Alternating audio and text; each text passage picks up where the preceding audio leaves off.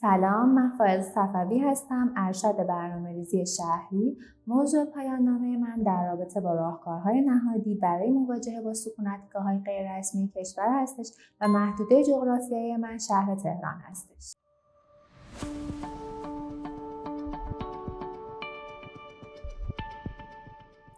همونطور که آمارها نشون میده و خیلی از ماها میدونیم، سکونتگاه‌های غیررسمی توی جهان، توی کشور ما و شهر تهران دارن زیاد میشن.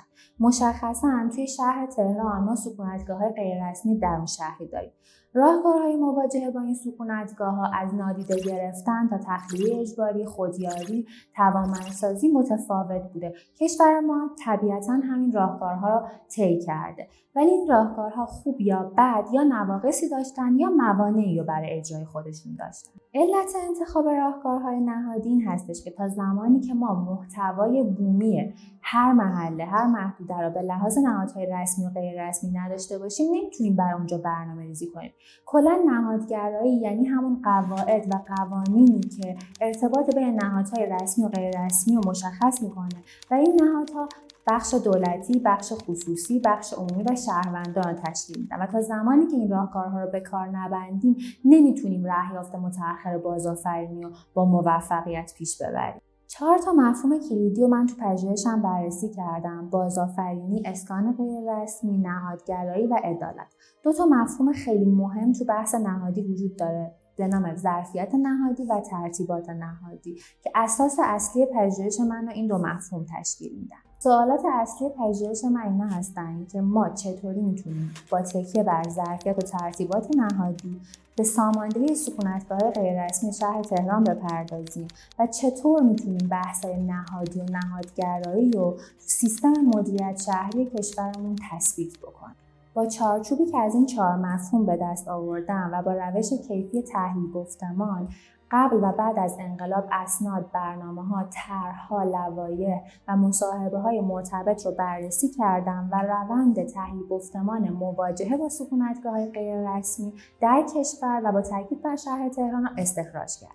با توجه به نتایجی که به دست آوردم به این رسیدم که ما توی برنامه‌هامون به لحاظ نظری و سیاست‌گذاری خیلی خوب عمل می‌کنیم، اما به لحاظ برنامه‌ریزی و اجرا دچار نواقصی هستیم.